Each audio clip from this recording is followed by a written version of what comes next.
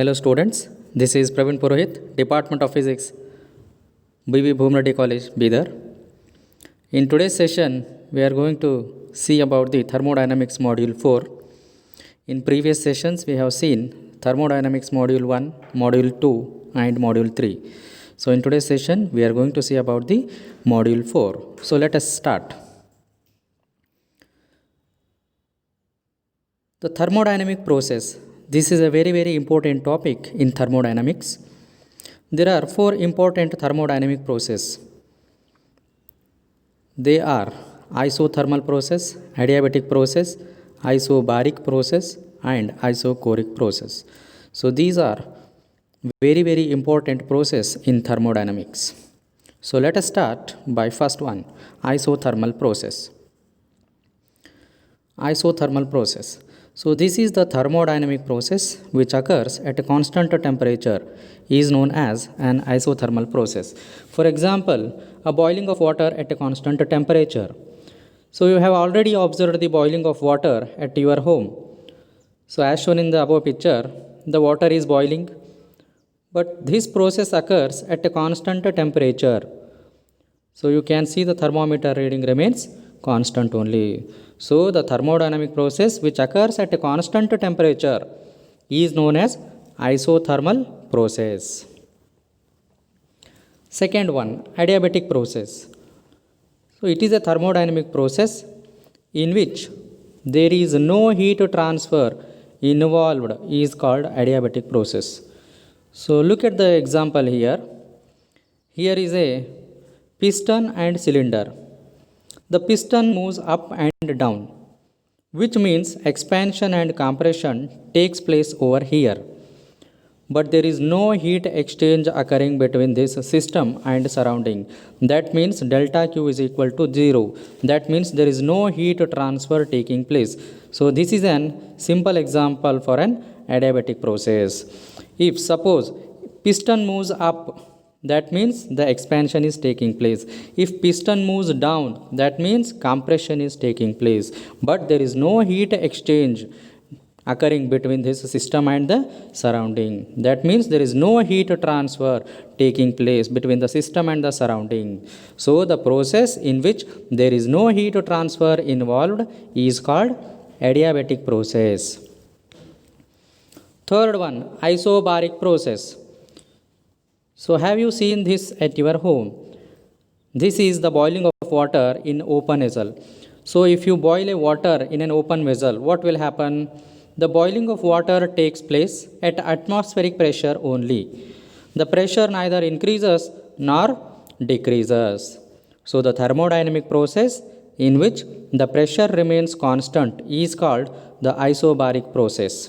Here the pressure remains constant in this process. So those process in which the pressure remains constant, we call it as a isobaric process. So let us see the fourth one, isochoric process. The example is same here, but here the container is closed. So who boils water in a closed cooker? This process, the vessel or cooker is closed, which means the volume of the vessel remains the same only. The volume is neither increasing nor decreasing. Here the boiling of water takes place in some specified constant volume. So the thermodynamic process in which the volume remains constant is called isochoric process. There is no volume changing. So the volume remains constant in this isochoric process. So what we have seen? We have seen about the isothermal process, adiabatic process, isobaric process, isochoric process. In isothermal process, the temperature remains constant. In isobaric process, the pressure remains constant. In isochoric process, the volume remains constant. In adiabatic process, there is no heat transfer taking place between the system and the surrounding. Now let us see the next one. Reversible and irreversible process. Look at the picture here. We can see in the left side there is an ice cream, picture of an ice cream, and in the right side there is a liquid. So if you apply a heat to the ice cream, what will happen? It will convert to liquid state on heating. And again, if you freeze that liquid, what will happen? Again it will become converted to ice cream, a solid state. So it is changing its state, and that means on applying heat it is becoming a liquid state. And now freezing, what will happening? It is again converted to its original shape, that is the ice cream. Though this is the reversible process in which it regains its shape, that we call it as a reversible process. Look at the second diagram. Ice cubes are there here. If you heat the ice cubes, on heating it is converted to water, liquid state. Again if you freeze the water, what will happen? Again it will be take its original shape, that is the ice cubes. So this ice cream can be converted to liquid on heating, and again it can be converted to ice cream on freezing. So water can be converted to ice on freezing, and this ice can be again converted back to water on heating. So this is the reversible process in thermodynamics. So now look at the definition for this. The thermodynamics process which can be reversed back to its original state is called reversible process. We have seen about 2 examples in which the object is reversed back to its original state, that we call it as a reversible process. Now look at the picture here. This wood can be converted to fire, but fire cannot be again converted to wood. Wood can be converted to fire, but fire cannot be converted to wood, means it is an irreversible one. Egg can be fried on applying heat, but fried egg cannot be converted to the original egg on cooling. So again it is an irreversible process. So the thermodynamic process which cannot be reversed back to its original state is called irreversible process. Look at this here. Heat engine. So this is the picture of heat engine. You might have seen such an engine. So how this engine works? In all the motor vehicles we see this engine. Yes, it works with the help of fuel. So the fuel burns inside the engine and produces heat. This heat is used to do some useful work.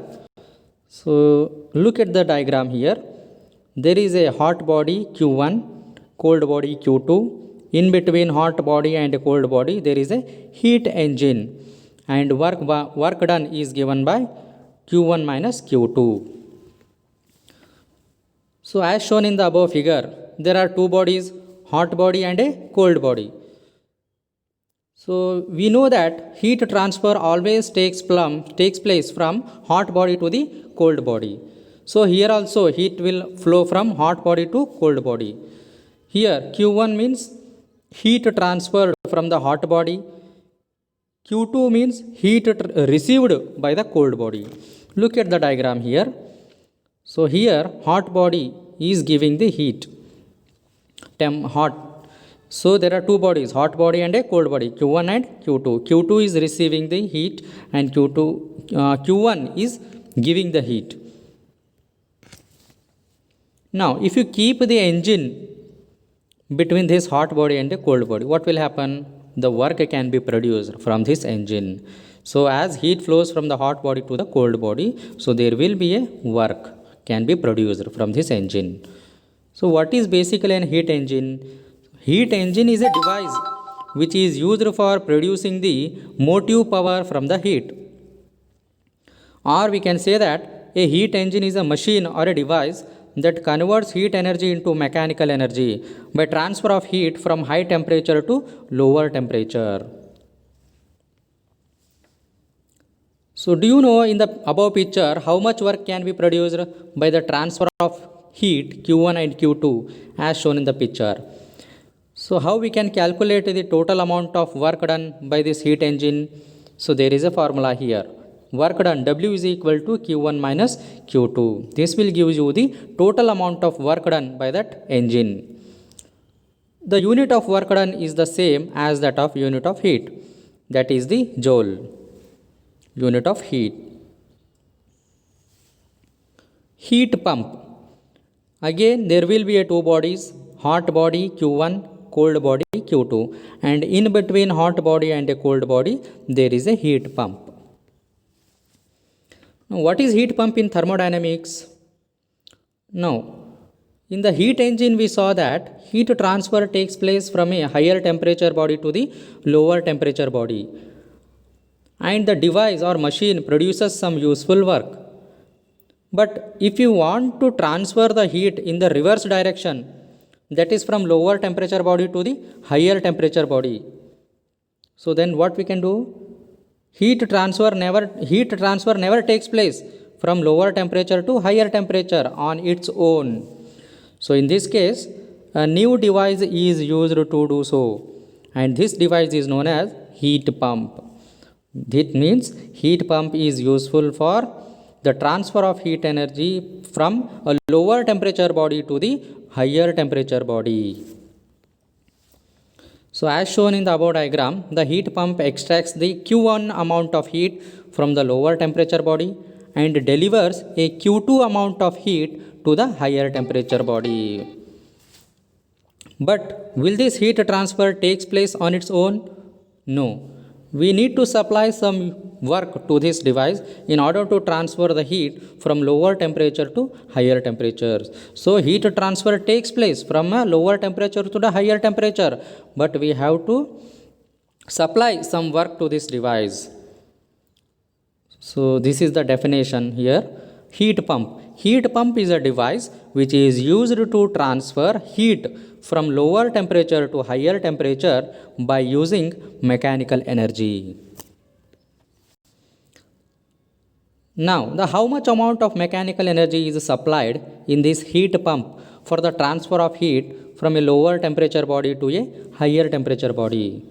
So this can be calculated by using this formula: W is equals to Q2 minus Q1. The unit of this work done is joule, same as the heat. So this is all about the thermodynamic process, heat engine and heat pump. Thank you.